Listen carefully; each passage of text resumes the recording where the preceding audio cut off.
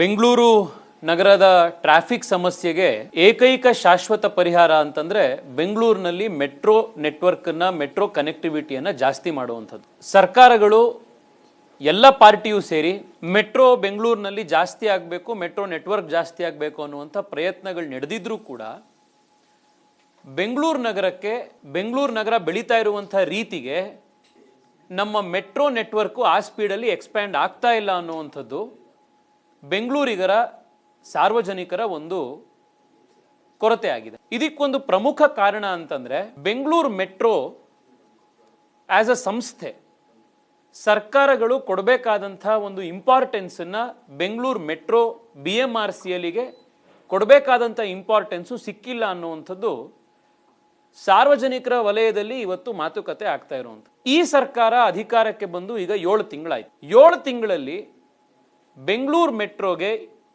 ಒಬ್ಬ full time managing ಡೈರೆಕ್ಟರ್ನ ನಾವು ಇವತ್ತಿನ ತನಕ ಅಪಾಯಿಂಟ್ ಮಾಡಲಿಕ್ಕಾಗಿಲ್ಲ. ಇದರಿಂದಾಗಿ ಬೆಂಗಳೂರಿನ ಮೆಟ್ರೋದು ಏರ್ಪೋರ್ಟ್ ಲೈನ್ ಇರ್ಬೋದು, ನಮ್ಮ ಪಿಂಕ್ ಲೈನ್ ಇರ್ಬೋದು, ಅಥವಾ ಬೆಂಗಳೂರು ದಕ್ಷಿಣದಲ್ಲಿ ಹಾಸ್ ಹೋಗುವಂಥ ಎಲೆಕ್ಟ್ರಾನಿಕ್ ಸಿಟಿ ತನಕ ಹೋಗುವಂಥ ಯೆಲ್ಲೋ ಲೈನ್ ಇರ್ಬೋದು, ಈ ಎಲ್ಲ ಮೆಟ್ರೋ ಲೈನ್ ಪ್ರಾಜೆಕ್ಟ್ಗಳು ಕೂಡ ಈ ಕಾರಣಕ್ಕೋಸ್ಕರ ಇವತ್ತು ಡಿಲೇ ಆಗ್ತಾ ಇದೆ. ಒಂದೊಂದು ದಿನ ಒಂದೊಂದು ತಿಂಗಳು ಮೆಟ್ರೋ ಪ್ರಾಜೆಕ್ಟ್ಗಳು ಡಿಲೇ ಆಗ್ತಾ ಹೋದ್ರೂ ಕೂಡ ಸಾರ್ವಜನಿಕರಿಗೆ ಅದರಿಂದ ಸಮಸ್ಯೆ ಆಗುವಂಥದ್ದು ಜೊತೆಗೆ ಈಗ ಆಗ್ಲೇನೆ ಅವರು ಆಗದಿರುವಂಥ ರಸ್ತೆಗಳಲ್ಲಿ ಟ್ರಾಫಿಕ್ ಜಾಮ್ಗಳಾಗ್ತವೆ, ಓಡಾಡುವಂಥದ್ದು ಕಡೆಗೆ ತೊಂದರೆ ಆಗುತ್ತೆ ಅನ್ನೋದ್ರ ಜೊತೆಗೆ ಆ ಪ್ರಾಜೆಕ್ಟಿನ ಕಾಸ್ಟು ಕೂಡ ಜಾಸ್ತಿ ಆಗುತ್ತೆ, ಸಾರ್ವಜನಿಕರ ಹಣ ಮತ್ತಷ್ಟು ಪೋಲಾಗುತ್ತೆ, ಮತ್ತೆ ಆ ಪ್ರಾಜೆಕ್ಟ್ಗಳು ಡಿಲೇ ಆಗೋದ್ರಿಂದ ಆ ಭಾಗದಲ್ಲಿ ನಮಗೆ ಬರಬೇಕಾದಂಥ ಬೆನಿಫಿಟ್ಗಳು, ಆಗಬೇಕಾದಂಥ ಆರ್ಥಿಕ ಬೆಳವಣಿಗೆ ಅವೆಲ್ಲವೂ ಕೂಡ ಕುಂಠಿತವಾಗುತ್ತೆ. ನೀವು ಬೆಂಗಳೂರು ಮೆಟ್ರೋದ ಕಳೆದ 3-4 ವರ್ಷಗಳಲ್ಲಿ ಬೆಂಗಳೂರು ಮೆಟ್ರೋದ ಯಾವುದೇ ಪ್ರಾಜೆಕ್ಟ್ ನೀವು ತಗೊಳ್ಳಿ, ಅವ್ರು ಹೇಳಿದಂಥ ಡೆಡ್ಲೈನಿಗೆ ಯಾವ ಪ್ರಾಜೆಕ್ಟು ಕೂಡ ಶುರುವಾಗಿಲ್ಲ. ಎಲ್ಲ ಮೆಟ್ರೋ ಪ್ರಾಜೆಕ್ಟು ಕೂಡ 6 ತಿಂಗಳು ಲೇಟ್ ಆಗ್ತೀವಿ ಅವ್ರು ಹೇಳಿ ಡೆಡ್ಲೈನಿಂದ 6 ತಿಂಗಳು, ಆ ಹೊಸ ಡೆಡ್ಲೈನಿಂದ ತಿರ್ಗಾ ಒಂದು 6 ತಿಂಗಳು, ಅದಾದ್ಮೇಲೆ ತಿರ್ಗಾ 8 ತಿಂಗಳು, 1 ವರ್ಷ, ಹೀಗೆ ಆನ್ ಆನ್ ಆವ್ರೇಜ್ ನಿಮಗೆ ಒರಿಜಿನಲ್ ಡೆಡ್ಲೈನ್ ಅನೌನ್ಸ್ ಮಾಡಿದ ಮೇಲೆ ಮಿನಿಮಮ್ 2-3 ವರ್ಷ ಪ್ರಾಜೆಕ್ಟ್ಗಳು ಡಿಲೇ ಆಗ್ತಾ ಇರೋದು ನಾವು ನೋಡ್ತಾ ಇದ್ದೀವಿ. ಲ್ಯಾಂಡ್ ಅಕ್ವಿಸಿಷನಲ್ ಸಮಸ್ಯೆ ಅಂತ ಆಗುತ್ತೆ, ರೋಲಿಂಗ್ ಸ್ಟಾಕ್ಸ್ ಪ್ರೊಕ್ಯೂರ್ಮೆಂಟಲ್ ಸಮಸ್ಯೆ ಅಂತ ಆಗುತ್ತೆ, ಸಿವಿಲ್ ವರ್ಕ್ ಆಗೋ ಕಡೆಗೆ ಇನ್ಯಾವುದೋ ಒಂದು ಸಮಸ್ಯೆ ಅಂತ ಆಗುತ್ತೆ, ಟೆಂಡರ್ಗಳು ಎಷ್ಟೋ ಸತಿ ಬೋರಿಂಗ್ನಿಂದ ಹಿಡಿದು ರೋಲಿಂಗ್ ಸ್ಟಾಕ್ ತನಕ ಟೆಂಡರ್ಗಳೆಲ್ಲವೂ ಮರು ಟೆಂಡರ್ಗಳಾಗಿ 2 ಬಾರಿ 3 ಬಾರಿ ಟೆಂಡರ್ಗಳಾಗುವಂಥದ್ದು ನಾವು ನೋಡಿದ್ದೀವಿ. ಅದರಿಂದ 2 ವರ್ಷ 3 ವರ್ಷ ಡಿಲೇ ಆಗೋದು ನೋಡಿದ್ದೀವಿ. ಇದೆಲ್ಲಕ್ಕೂ ಕಾರಣ ಅಂತಂದ್ರೆ ಬೆಂಗಳೂರು ಮೆಟ್ರೋ ಒಂದು ಬಹಳ ಮುಖ್ಯ ಸಂಸ್ಥೆ. ಈ ಸಂಸ್ಥೆಗೆ ಸರ್ಕಾರ ಕಂಪ್ಲೀಟ್ ಆಗಿ ಇದನ್ನೇ ಗಮನಿಸುವಂಥ ಒಬ್ಬ ಅಧಿಕಾರಿಯನ್ನ ಇವತ್ತಿನ ತನಕ ನೇಮಿಸಿಲ್ಲ. ಇದು ಬಹುಶಃ ಮಾಧ್ಯಮದ ಎದುರುಗಡೆ ನಾನು 5ನೇ 6ನೇ ಬಾರಿ ಬಂದು ಈ ಫುಲ್ ಟೈಮ್ MD ಕೊಡಿ ಬೆಂಗಳೂರು ಮೆಟ್ರೋಗೆ ಅಂತ ಹೇಳಿ ಮನವಿ ಮಾಡ್ತಾ ಇರುವಂಥದ್ದು, ಆಗ್ರಹ ಮಾಡ್ತಾ ಇರುವಂಥದ್ದು. ನಿನ್ನೆ ಕೂಡ ನಾನು ಕೇಂದ್ರ ಸಚಿವರಾದಂಥ ಹರ್ದೀಪ್ ಸಿಂಗ್ ಪೂರಿ ಅವರನ್ನ ಭೇಟಿ ಮಾಡಿ ರಾಜ್ಯ ಸರ್ಕಾರಕ್ಕೆ ಆದಷ್ಟು ಬೇಗ ಒಬ್ಬ MDಯ ಹೆಸರನ್ನ ನೀವು ಇಲ್ಲಿಂದ ಪ್ರಪೋಸಲ್ ಕಳಿಸಿ ಅದನ್ನ ಕೇಂದ್ರ ಸರ್ಕಾರ ಅಪ್ರೂವಲ್ ಆಗೋ ರೀತಿ ಮಾಡಿ ಅಂತ ನಾನು ನಿನ್ನೆ ಕೂಡ ಭೇಟಿ ಮಾಡಿದ್ದೀನಿ. ರಾಜ್ಯ ಸರ್ಕಾರದ ಬಳಿ ಮುಖ್ಯಮಂತ್ರಿ ಮತ್ತು ಉಪಮುಖ್ಯಮಂತ್ರಿಗಳ ಹತ್ರ ಮಾತನಾಡಿ ಇದನ್ನ ಮುಂದೆ ತೆಗೆದುಕೊಂಡು ಹೋಗ್ತೀವಿ ಅಂತ ನಿನ್ನೆ ಕೇಂದ್ರ ಸಚಿವರು ಕೂಡ ಹೇಳಿದ್ದಾರೆ. ಇದೇ ಸಂದರ್ಭದಲ್ಲಿ ನಿಮಗೆ ಇನ್ನೊಂದು 4-5 ವಿಷಯ. BMRCL ಬೆಂಗಳೂರಿನಲ್ಲಿ ಇವತ್ತು 8 ಲಕ್ಷ ಜನ ಇದರಲ್ಲಿ ಓಡಾಡ್ತಾ ಇದ್ದಾರೆ. ಇವತ್ತು ನೀವು ಪರ್ಪಲ್ ಲೈನ್ ನಮ್ಮ ಮೆಟ್ರೋ ಏನಿದೆ, ನಮ್ಮ ಮೆಜೆಸ್ಟಿಕ್ ಇಂದ ನಿಮಗೆ ವೈಟ್ ಫೀಲ್ಡ್ ಭಾಗಕ್ಕೆ ಎಸ್ಪೆಷಲಿ ಹೋಗುವಂಥದ್ರಲ್ಲಿ ನೀವು ನೋಡಿದ್ರೆ ಒಳಗಡೆ ನಮಗೆ ಪೀಕ್ ಅವರಲ್ಲಿ ನಿಂತ್ಕೊಳ್ಳಿಕ್ಕಾಗಲ್ಲ, ಆ ಮಟ್ಟದ ಟ್ರಾಫಿಕ್ ಇರುತ್ತೆ, ಆ ಮಟ್ಟದ ಜಾಮ್ ಇರುತ್ತೆ. ಆದರೆ ನಮಗೆ ಅದನ್ನು ಸರಿ ಮಾಡಬೇಕು, ಓಕೆ ಇಲ್ಲಿಗೆ ನಮಗೆ ಜಾಸ್ತಿ ಬೋಗಿಗಳು ಹಾಕಬೇಕು, ಜಾಸ್ತಿ ಟ್ರೈನ್ಗಳು ಹಾಕಬೇಕು, ಅದನ್ನು ನಾವು ಎಲ್ಲಿಂದ ಪ್ರೊಕ್ಯೂರ್ ಮಾಡಿ ಬರಬೇಕು, ಇದನ್ನೆಲ್ಲ ಮಾಡಬೇಕಾಗಿರುವಂಥ ಅಧಿಕಾರಿಗಳಿಗೆ ಯಾರು MD ಇರ್ತಾರೆ ಅವರಿಗೆ 2 ಚಾರ್ಜು 3 ಚಾರ್ಜು ಬೇರೆ ಬೇರೆ ಡಿಪಾರ್ಟ್ಮೆಂಟ್ನೆಲ್ಲ ಕೊಟ್ಟಾಗ ಅವ್ರು BMRCL ಆಫೀಸಿಗೆ ಬರಲಿಕ್ಕೆ ಟೈಮ್ ಆಗೋದಿಲ್ಲ ಅವರಿಗೆ. ಸೊ ಸುಮಾರು 1 ವರ್ಷದಿಂದ, ವಿಶೇಷವಾಗಿ ಕಳೆದ 7 ತಿಂಗಳಿಂದ ಈ ಸಂಸ್ಥೆ ಒಂದು ರೀತಿ ನಾಯಕನಿಲ್ಲದ, ಯಾರು ನೇತೃತ್ವ ಇಲ್ಲದ ಒಂದು ಅನಾಥ ಸಂಸ್ಥೆ ಅಂತ BMRCL ಕೆಲಸ ಮಾಡ್ತಾ ಇದೆ. ಅದ್ರ ಜೊತೆಗೆ BMRCLಗೆ ಇವತ್ತಿಗೂ ಕೂಡ ನಮ್ಮ ಮೆಟ್ರೋಗೆ ತಂದೆ ಆದಂಥ ಒಂದು ಆಫೀಸ್ ಕೂಡ ಇಲ್ಲ. ನೀವು BMRCLನಲ್ಲಿ ಮೆಟ್ರೋಲ್ ಕೆಲಸ ಮಾಡ್ತಾ ಇರುವಂಥ ಅಧಿಕಾರಿಗಳಿಗೆ ಕೇಳಿ, ಒಂದು ಆಫೀಸ್ ಅವರದ್ದು ದೀಪಾಂಜಲಿ ನಗರದಲ್ಲಿದೆ, ಇನ್ನೊಂದು ಆಫೀಸು ಶಾಂತಿನಗರದಲ್ಲಿದೆ, ಮತ್ತೊಂದು ಆಫೀಸು ಇನ್ನೊಂದು ಸ್ವಲ್ಪ ಕೆಲಸ ನೋಡೋದು ಬೈಯಪ್ಪನಹಳ್ಳಿಲಿದೆ, ಮತ್ತೊಂದು ಆಫೀಸ್ ಇಲ್ಲಿ ಪಕ್ಕದಲ್ಲಿ ಚಿನ್ನಸ್ವಾಮಿ ಸ್ಟೇಡಿಯಂ ಹತ್ರ ಇದೆ. ಮೆಟ್ರೋ ಕಾಮಗಾರಿ ಶುರುವಾಗಿ ಇಷ್ಟು ವರ್ಷ ಆದರೂ ಕೂಡ ಬೆಂಗಳೂರು ಮೆಟ್ರೋಗೆ ಇಷ್ಟು ಲಕ್ಷಾಂತರ ಕೋಟಿ ರೂಪಾಯಿ ಪ್ರಾಜೆಕ್ಟ್ಗಳನ್ನು ರನ್ ಮಾಡುವಂಥ ಒಂದು ಸಂಸ್ಥೆಗೆ ತಂದೆ ಆದಂಥ ಒಂದು ಕಾರ್ಪೊರೇಟ್ ಆಫೀಸ್ ಇಲ್ಲ, ಇವತ್ತು ತಂದೆ ಆದಂಥ ಬಿಲ್ಡಿಂಗ್ ಇಲ್ಲ. ಒಬ್ಬ MD ರಿಟೈರ್ ಆದರು ಅಂತಂದರೆ ನೆಕ್ಸ್ಟ್ ಅಲ್ಲಿ ಯಾರಿಗೆ ಬರ್ತಾರೆ ಲೀಡರ್ಶಿಪ್ಪು ಅಂತಂದರೆ 6 ತಿಂಗಳು ಪೊಸಿಷನ್ ವೇಕೆಂಟ್ ಇರುತ್ತೆ, 1 ವರ್ಷ ಪೊಸಿಷನ್ ವೇಕೆಂಟ್ ಇರುತ್ತೆ. ನೆಕ್ಸ್ಟ್ ಅಲ್ಲಿ ಯಾರು ಬರ್ತಾರೆ ಅಂತಂದ್ರೆ ಅಲ್ಲಿಗೆ ಆ ಪ್ರಶ್ನೆಗೆ ಉತ್ತರನೇ ಇರೋದಿಲ್ಲ. BMRCL ಅಲ್ಲಿ ಫಸ್ಟ್ ದಿವಸದಿಂದ ಇವತ್ತಿನವರೆಗೆ ಈ ಸೆಕೆಂಡ್ ಲೈನ್ ಆಫ್ ಲೀಡರ್ಶಿಪ್ ಅನ್ನು ಡೆವಲಪ್ ಮಾಡಿ ಒಬ್ಬ MD ರಿಟೈರ್ ಆಗಿದ ತಕ್ಷಣ ಮತ್ತೊಬ್ಬರು ಅದನ್ನು ನ್ಯಾಚುರಲ್ ಆಗಿ ಟ್ರಾನ್ಸಿಷನ್ ಆಗೋದಕ್ಕೆ ಇವತ್ತಿನ ತನಕ ಪ್ಲಾನ್ ಆಫ್ ಆಕ್ಷನ್ನೇ ತಯಾರಾಗಿಲ್ಲ. ಹೀಗಿರುವಂಥ ಸಂದರ್ಭದಲ್ಲಿ ನಮ್ಮ ಮೆಟ್ರೋ ಪ್ರಾಜೆಕ್ಟ್ಗಳು ಕರೆಕ್ಟ್ ಟೈಮಿಗೆ ಹೇಗೆ ಡೆಲಿವರ್ ಮಾಡಲಿಕ್ಕೆ ಸಾಧ್ಯ ಇದೆ? ಇದಷ್ಟೇ ಅಲ್ಲ, ನೀವಿವತ್ತು ಬೆಂಗಳೂರು ಮೆಟ್ರೋದು ನೀವು ಮೆಟ್ರೋ ಒಳಗಡೆ ಕೆಲಸ ಮಾಡ್ತಾ ಇರುವಂಥ ನಮ್ಮ ಎಂಪ್ಲಾಯೀಸ್ನ ಅಲ್ಲಿರುವಂಥ ಕೆಲಸ ಮಾಡ್ತಾ ಇರುವಂಥ ನೀವು ಎಂಪ್ಲಾಯೀಸ್ ಯಾರಿದ್ದಾರೆ ಅದರಲ್ಲಿ 90% ಮೆಟ್ರೋ ಎಂಪ್ಲಾಯೀಸ್ ಇವತ್ತು ಯಾರೂ ಪರ್ಮನೆಂಟ್ ಸ್ಟಾಫ್ ಅಲ್ಲ.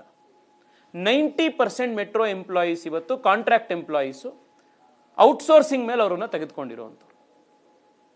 ಮೆಟ್ರೋ ಅಂತ ಇಂಪಾರ್ಟೆಂಟ್ ಪ್ರಾಜೆಕ್ಟಿಗೆ, BMRCL ಅಂತ ಇಂಪಾರ್ಟೆಂಟ್ ಸಂಸ್ಥೆಗೆ 90% ಸ್ಟಾಫ್ ಕಾಂಟ್ರಾಕ್ಚುಯಲು ಔಟ್ಸೋರ್ಸಿಂಗ್ ಸ್ಟಾಫು ಅಂತಂದರೆ ಸಂಸ್ಥೆ ಹೇಗೆ ನಡೆಸಕ್ಕೆ ಸಾಧ್ಯ? What is the institutional health?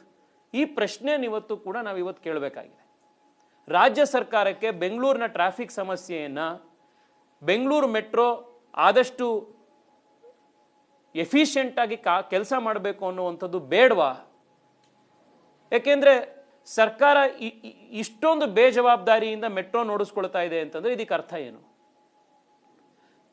ಇನ್ನೊಂದು ನಾನು ಮಾಧ್ಯಮದವರಲ್ಲೂ ರಿಕ್ವೆಸ್ಟ್ ಮಾಡ್ತೀನಿ, ನೀವು ಮೆಟ್ರೋಲ್ ಕೆಲಸ ಮಾಡ್ತಾ ಇರುವಂಥ ಇಂಪಾರ್ಟೆಂಟ್ ಅಧಿಕಾರಿಗಳಲ್ಲಿ ಎಷ್ಟು ಜನ ಬೇರೆ ಡಿಪಾರ್ಟ್ಮೆಂಟ್ಗಳಲ್ಲಿ ಕೆಲಸ ಮಾಡಿ IAS ಆಫೀಸರ್ಗಳಿಗೆ PA ಆಗಿದ್ದವರೋ, ಮತ್ತೊಂದಿಗೆ PA ಆಗಿದ್ದವರೋ, ಇನ್ನೆಲ್ಲೋ ಕೆಲಸ ಮಾಡಿದಂಥವ್ರು, ರಿಟೈರ್ ಆಗಿರುವಂಥವ್ರು, 65 ವರ್ಷದ ಮೇಲ್ಪಟ್ಟಂಥ ಜನ ಎಷ್ಟು ಜನ ಪೋಸ್ಟ್ ರಿಟೈರ್ಮೆಂಟ್ ಮೆಟ್ರೋಲ್ ಕೆಲಸ ಮಾಡ್ತಾ ಇದ್ದಾರೆ ಅಂತ ನೀವು ಹೋಗಿ ಪ್ರಶ್ನೆ ಕೇಳಿ ಒಂದು ಪಟ್ಟಿ ತರಿಸಿ. ಮ್ಯಾಕ್ಸಿಮಮ್ ಜಾಗಗಳಲ್ಲಿ ಕೆಲಸ ಮಾಡ್ತಾ ಇರುವಂಥವ್ರು ಯಾರು ಅಂತಂದರೆ ಇನ್ನೊಂದು ಯಾವುದೋ ಡಿಪಾರ್ಟ್ಮೆಂಟಲ್ಲಿ ಕೆಲಸ ಮಾಡಿ ರಿಟೈರ್ ಆಗಿ ಅವ್ರು ಇಲ್ಲಿ ಮತ್ತೆ ರಿಟೈರ್ಮೆಂಟ್ ಆದಮೇಲೆ ಈ ಕೆಲಸಕ್ಕೆ ಬಂದಿರೋವಂಥವ್ರು. ಸಹಜವಾಗಿ ಅವರಿಗೆ ಇಲ್ಲಿ ಏನೋ ಒಂದು ಹೊಸದು ಮಾಡಬೇಕು ಅಂತನೋ ಅಥವಾ ನಾವು ಇಲ್ಲಿ ನಾವು ಕೆಲಸ ಮಾಡಿ ಇನ್ನೂ ನಮ್ಮ ಕೆರಿಯರಲ್ಲಿ ಮುಂದೆ ಬರಬೇಕು ಅನ್ನೋವಂಥ ಉತ್ಸಾಹನೇ ಇಲ್ದಲೇ ಇರುವಂಥ ಮ್ಯಾಕ್ಸಿಮಮ್ ಜನ ಅಲ್ಲಿರುವಂಥದ್ದು. ಇದು ಹೇಗಾಗಿದೆ ಅಂತಂದರೆ ರಿಟೈರ್ಮೆಂಟ್ ಆದಮೇಲೆ ಇನ್ಯಾವುದೋ ಒಂದು ಡಿಪಾರ್ಟ್ಮೆಂಟಲ್ಲಿ ರಿಟೈರ್ಮೆಂಟ್ ಆದಮೇಲೆ ತಿರ್ಗಾ ಇನ್ನೆಲ್ಲಾದರೂ ಅವಕಾಶ ಸಿಗಬೇಕು ಅಂತಂದರೆ ನೀವು ಮೆಟ್ರೋಗೆ ಹೋಗ್ಬೋದಪ್ಪ, ಬೆಂಗಳೂರು ಮೆಟ್ರೋಗೆ ಅನ್ನೋ ಥರ ಆಗಿದೆ. ಸೆಕ್ಯೂರಿಟಿಯಿಂದ ಹಿಡಿದು ಪೊಲೀಸ್ ಡಿಪಾರ್ಟ್ಮೆಂಟಲ್ಲಿ ಕೆಲಸ ಮಾಡಿರ್ತಾರೆ, ಪೊಲೀಸ್ ಡಿಪಾರ್ಟ್ಮೆಂಟಲ್ಲಿ ರಿಟೈರ್ ಆದಮೇಲೆ ಮೆಟ್ರೋಲ್ ಸೆಕ್ಯೂರಿಟಿ. ನೀವು ಇನ್ಯಾವುದೋ ಒಂದು ಡಿಪಾರ್ಟ್ಮೆಂಟಲ್ಲಿ ಕೆಲಸ ಮಾಡಿರ್ತೀರ, ಅಲ್ಲಿ ರಿಟೈರ್ ಆದಮೇಲೆ ಮೆಟ್ರೋಗೆ ಬರ್ಬೋದು. 90% metro staff contractual, 90% metro staff ಔಟ್ಸೋರ್ಸಿಂಗಲ್ಲಿರೋರು, 70% ಮೆಟ್ರೋ ಸ್ಟಾಫು ಪೋಸ್ಟ್ ರಿಟೈರ್ಮೆಂಟ್ ಜಾಬ್ಗಳಲ್ಲಿರುವಂಥವ್ರು. ಹೀಗಿರಬೇಕಾದ್ರೆ ಮೆಟ್ರೋ ಆಸ್ ಎನ್ ಇನ್ಸ್ಟಿಟ್ಯೂಷನ್ನು ಬೆಂಗಳೂರಿಗರಿಗೆ ನ್ಯಾಯ ಒದಗಿಸಕ್ಕೆ ಹೇಗೆ ಸಾಧ್ಯ? ಇದನ್ನೆಲ್ಲ ನೋಡಬೇಕಾಗಿರುವಂಥ ಯಾರು? ಪ್ರತಿ ಸಂಸ್ಥೆಯಲ್ಲೂ ಕೂಡ HR ಅಂತ ಒಬ್ರು ಇರ್ತಾರೆ, ಹ್ಯೂಮನ್ ರಿಸೋರ್ಸನ್ನು ಇದನ್ನು ಗಮನಿಸುವಂಥವ್ರು. 10 ಜನ ಇರುವಂಥ ಸಂಸ್ಥೆಗೂ ಕೂಡ ಒಬ್ಬ HR ಇರ್ತಾರೆ. ಪ್ರಮೋಷನ್ ಯಾವ ರೀತಿ ಕೊಡಬೇಕು, ಯಾರನ್ನ ಕೆಲಸಕ್ಕೆ ತಗೋಬೇಕು, ಯಾರನ್ನ ಬಿಡಬೇಕು, ಪರ್ಫಾರ್ಮೆನ್ಸ್ ಹೆಂಗಾಗ್ತಾ ಇದೆ, ಮತ್ತೊಂದು ಏನು, ಇದನ್ನೆಲ್ಲ ಇವ್ಯಾಲ್ಯೂಯೇಟ್ ಮಾಡುವಂಥವ್ರು. ಸುಮಾರು 1.5 ವರ್ಷದಿಂದ ಈ ಜನರಲ್ ಮ್ಯಾನೇಜರ್ HR ಅನ್ನುವಂಥ ಒಂದು ಪೊಸಿಷನ್ ಏನಿದೆ, ಸುಮಾರು 1 ವರ್ಷದಿಂದ ಈ ಪೊಸಿಷನ್ ಖಾಲಿ ಇದೆ. ಸೊ ನೀವು ಯಾರನ್ನ ಅಪಾಯಿಂಟ್ಮೆಂಟ್ ಮಾಡ್ಕೊಳ್ಬೇಕು, ಜನನ ಹೇಗೆ ಮ್ಯಾನೇಜ್ ಮಾಡಬೇಕು, ಹ್ಯೂಮನ್ ರಿಸೋರ್ಸನ್ನು ಹೇಗೆ ಮ್ಯಾನೇಜ್ ಮಾಡಬೇಕು ಅನ್ನುವಂಥ ಅಧಿಕಾರಿನೇ 1 ವರ್ಷದಿಂದ ಪೊಸಿಷನಲ್ಲಿಲ್ಲ. ಈ ಕಾರಣಕ್ಕೋಸ್ಕರನೇ ನಿಮಗೆ ಮೆಟ್ರೋ ಪ್ರಾಜೆಕ್ಟ್ಗಳು ಇನ್ನಾರ್ಡಿನೇಟ್ ಆಗಿ ಅದಕ್ಕೆ ಟೈಮೇ ಇಲ್ದಲೇ ಇರೋ ರೀತಿ ಡಿಲೇ ಆಗ್ತಾ ಹೋಗುವಂಥದ್ದು. ಈ ಎಲ್ಲ ಸಮಸ್ಯೆಗಳನ್ನು ಬಗೆಹರಿಸಬೇಕು ಅಂತಂದರೆ ಇವತ್ತು ಬೆಂಗಳೂರು ಮೆಟ್ರೋಗೆ ತತ್ಕ್ಷಣವಾಗಿ ಒಂದು ಫುಲ್ ಟೈಮ್ MDಯನ್ನು ನಾವಿವತ್ತು ಅಪಾಯಿಂಟ್ಮೆಂಟ್ ಮಾಡಬೇಕಾಗಿದೆ. ನಾನು ರಾಜ್ಯ ಸರ್ಕಾರದ ಹತ್ರ ತಕ್ಷಣವಾಗಿ ನಾನು ಮನವಿ ಮಾಡುವಂಥದ್ದು, ಬೆಂಗಳೂರಿನ ಯೆಲ್ಲೋ ಲೈನ್ ಪ್ರಾಜೆಕ್ಟು ಫೆಬ್ರವರಿ 2024ಕ್ಕೆ ಶುರು ಆಗಬೇಕಾಗಿತ್ತು. 2-3 ತಿಂಗಳಿಂದ 4 ತಿಂಗಳಿಂದ ನಾವು ಕೂಡ ಇನ್ಸ್ಪೆಕ್ಷನ್ ಮಾಡಿ ಅವತ್ತೆಲ್ಲ ಅಧಿಕಾರಿಗಳು ಆಗತ್ತೆ ಇನ್ನೊಂದು ಆಗತ್ತೆ ಅಂತಿದ್ರು. ಆಮೇಲೆ ನೋಡಿದ್ರೆ ಚೈನಾಯಿಂದ ವೀಸಾ ಸಿಗ್ತಾ ಇಲ್ಲ, ಇಂಜಿನಿಯರ್ಗಳು ಲೇಟ್ ಆಗ್ತಾ ಇದೆ ಬರ್ತಾ ಇರೋದು ಅಂದರು. ನಾ ಜೈಶಂಕರ್ ಅವ್ರ ಹತ್ರ ಮಾತನಾಡಿ ಚೈನಾಯಿಂದ ವೀಸಾ ಪ್ರೊಕ್ಯೂರ್ ಮಾಡಿಸ್ಕೊಟ್ಟು ಬರ್ತಾ ಇದ್ದಂಥ ಇಂಜಿನಿಯರ್ಗಳಿಗೆ ಅವಕಾಶ ಮಾಡಿಸ್ಕೊಡ್ತು. ಕಲ್ಕತ್ತಾದ ಟೀಟಾಗರ್ನಲ್ಲಿ ಬೆಂಗಳೂರು ಮೆಟ್ರೋಗೆ ಮ್ಯಾನುಫ್ಯಾಕ್ಚರ್ ಆಗುವಂಥ ಕಂಪ್ನಿ ಜೊತೆಗೆ, ಆ ರೋಲಿಂಗ್ ಸ್ಟಾಕ್ ಮಾಡುವಂಥ ಬೋಗಿ ಮಾಡ್ತಾ ಇರುವಂಥ ಕಂಪ್ನಿ ಜೊತೆಗೆ ಮಾತನಾಡಿದ್ರೆ, ಬೆಂಗಳೂರು ಮೆಟ್ರೋ ಅಧಿಕಾರಿಗಳ ಜೊತೆಗೆ ನಾವು ಸಂಪರ್ಕನೇ ಮಾಡಿಲ್ಲ, ಅವ್ರು ನಮಗೆ ಯಾವಾಗಲೂ ಒಂದ್ಸತಿ ಫೋನ್ ಮಾಡ್ತಾರೆ ಅನ್ನುವಂಥ ಒಂದು ಮಾತನ್ನು ಅವ್ರು ಹೇಳ್ತಾ ಇದ್ದಾರೆ. ಈಗ ನಾವು ಕೇಳಿದ್ರೆ ಮೆಟ್ರೋ ಅಧಿಕಾರಿಗಳಿಗೆ ಯಾವತ್ತು ಓಪನ್ ಆಗ್ಬೋದು ಎಲ್ಲೋ ಲೈನು ಅಂತಂದ್ರೆ, ನಾವು ಟೆಸ್ಟಿಂಗನ್ನು ಫೆಬ್ರವರಿಲಿ ಮಾಡ್ತೀವಿ, ಅದಾದ್ಮೇಲೆ ನಾವು ಮಾಡ್ಬೋದು ಅಂತ ಇದ್ದಾರೆ. ಇದೆಲ್ಲಕ್ಕೂ ಸಮಸ್ಯೆ ಏನು ಅಂತಂದ್ರೆ, as an institution BMRCL weak ಇದೆ. ಸರಿಯಾಗಿರುವಂಥ ಫುಲ್ ಟೈಮ್ MD ಇಲ್ಲ, ಒಂದು ಕಡೆ ಕೆಲಸ ಮಾಡುವಂಥ ಆಫೀಸ್ ಇಲ್ಲ, ರಿಟೈರ್ ಆದಮೇಲೆ ಜನ ಬಂದು ಇಲ್ಲಿ ವಸತಿ ಪಡಿಬೋದಾಗಿರುವಂಥ ಒಂದು ರೀತಿಯ ವೃದ್ಧಾಶ್ರಮದ ರೀತಿ ಇವತ್ತು ಮೆಟ್ರೋ ಆಫೀಸ್ ಮೆಟ್ರೋ ಇವತ್ತು ಕೆಲಸ ಮಾಡ್ತಾ ಇದೆ. 90% ಎಂಪ್ಲಾಯೀಸು ಕಾಂಟ್ರಾಕ್ಚುಯಲ್ ಕೆಲಸ ಮಾಡ್ತಾ ಇದ್ದಾರೆ. DCM ಆಗಲಿ CM ಆಗಲಿ ಅಧಿಕಾರಕ್ಕೆ ಬಂದ 7 ತಿಂಗಳಲ್ಲಿ ಒಮ್ಮೆ ಕೂಡ ಮೆಟ್ರೋದ ರಿವ್ಯೂ ಇವತ್ತಿನ ತನಕ ಮಾಡಿಲ್ಲ. ಈ ಎಲ್ಲ ಸಮಸ್ಯೆಗಳನ್ನು ನಾನೇನು ಬಗೆಹರಿಸಬೇಕು ಅಂತ ಹೇಳಿದೆ, ಇದನ್ನು ಬಗೆಹರಿಸಬೇಕಾಗಿರುವಂಥ ಜವಾಬ್ದಾರಿ ಮುಖ್ಯಮಂತ್ರಿಗಳದು, ಉಪಮುಖ್ಯಮಂತ್ರಿಗಳದು. ಸರ್ಕಾರ ಅಧಿಕಾರಕ್ಕೆ ಬಂದು 7 ತಿಂಗಳಾದರೂ ಕೂಡ ಮೆಟ್ರೋ ಬಗ್ಗೆ ಒಂದು ಬಾರಿ ಕೂಡ ರಿವ್ಯೂ ಇವತ್ತಿನ ತನಕ ನಡೆದಿಲ್ಲ. ರಿವ್ಯೂ ನಡೆದಿದ್ದರೆ 90% ಕಾಂಟ್ರಾಕ್ಚುಯಲ್ ಎಂಪ್ಲಾಯೀಸ್ ಸಮಸ್ಯೆ ಬಗೆಹರಿಸೋದಕ್ಕೆ ಪ್ರಯತ್ನ ಆಗಿರ್ತಿತ್ತು. 1 ವರ್ಷದಿಂದ ಜನರಲ್ ಮ್ಯಾನೇಜರ್ HR ಪೊಸಿಷನ್ ಖಾಲಿ ಇರೋದ್ರ ಬಗ್ಗೆ ಕ್ರಮ ತಗೊಳ್ಳಿಕ್ಕಾಗ್ತಿತ್ತು. MD ಕಳೆದ 1 ವರ್ಷದಿಂದ ಫುಲ್ ಟೈಮ್ MD ಇಲ್ದಲೇ ಇರುವಂಥದ್ದನ್ನು ಬಗೆಹರಿಸಿ ಒಬ್ಬ ಒಳ್ಳೆ ಅಧಿಕಾರಿನಲ್ಲಿ ಹಾಕುವಂಥ ಪ್ರಯತ್ನ ನಡೀತಿತ್ತು. Airport line, metro pink line, yellow line ಇವೆಲ್ಲವೂ ಕಂಪ್ಲೀಟ್ ಆಯಿತು ಅಂತಂದರೆ ಬೆಂಗಳೂರಿನಲ್ಲಿ ಸುಮಾರು 30 ಲಕ್ಷ ಜನ ಪ್ರತಿ ದಿವಸ ಮೆಟ್ರೋದಲ್ಲಿ ಓಡಾಡೋದಕ್ಕೆ ಶುರುವಾಗುತ್ತೆ. ಆದರೆ ಇದೆಲ್ಲವೂ ಡಿಲೇ ಆಗ್ತಾ ಇದೆ. ಇದು ಮಧ್ಯದಲ್ಲಿ ಸರ್ಕಾರ ಈ ಪ್ರಾಜೆಕ್ಟ್ಗಳನ್ನು ಕರೆಕ್ಟ್ ಟೈಮಿಗೆ ಮುಗಿಸೋದ್ರ ಬದಲು ಮೆಟ್ರೋನ ನಾವು ಹೊಸಕೋಟೆ ತನಕ ತಗೊಂಡು ಹೋಗ್ತೀವಿ, ನಾವು ಇದನ್ನು ಬಿಡದಿ ತನಕ ತಗೊಂಡು ಹೋಗ್ತೀವಿ, ನಾವು ಮೈಸೂರು ತನಕ ತಗೊಂಡು ಹೋಗ್ತೀವಿ, ರಾಮನಗರ ತನಕ ತಗೊಂಡು ಹೋಗ್ತೀವಿ ಅನ್ನುವಂಥ ಹಾಸ್ಯಾಸ್ಪದ ಹೇಳಿಕೆಗಳನ್ನು ಬೆಂಗಳೂರಿನ ಮೆಟ್ರೋ ಸಂಬಂಧಪಟ್ಟಂತೆ ಸರ್ಕಾರದವ್ರು ಮಾಡ್ತಾ ಇದ್ದಾರೆ. ನಾವು ಬೆಂಗಳೂರು ಸಿಟಿ ಒಳಗಡೆನೆ ಮೆಟ್ರೋ ಕರೆಕ್ಟಾಗಿ ಇನ್ನೂ ಡೆಡ್ಲೈನ್ಗಳನ್ನು ಮೀಟ್ ಮಾಡ್ತಾ ಇಲ್ಲ. ಈಗ ನಾವು ಬಿಡದಿಗೆ ತಗೊಂಡು ಹೋಗ್ತೀವಿ, ರಾಮನಗರಕ್ಕೆ ತಗೊಂಡು ಹೋಗ್ತೀವಿ ಅನ್ನೋ ಹೇಳೋದ್ರಲ್ಲಿ ಅರ್ಥ ಇಲ್ಲ. ನಾನು ಸರ್ಕಾರದಲ್ಲಿ ಆಗ್ರಹ ಮಾಡುವಂಥದ್ದು ಅಂದರೆ, ಬೆಂಗಳೂರಿನ ಸಿಟಿ ಒಳಗಡೆ ಇರುವಂಥ ಏರಿಯಾಗಳಿಗೆ ಮೆಟ್ರೋ ಎಕ್ಸ್ಪ್ಯಾಂಡ್ ಮಾಡುವಂಥ ಪ್ರಯತ್ನವನ್ನು ಮತ್ತಷ್ಟು ಎಫರ್ಟಿಂದ ಮಾಡಬೇಕಿದೆ.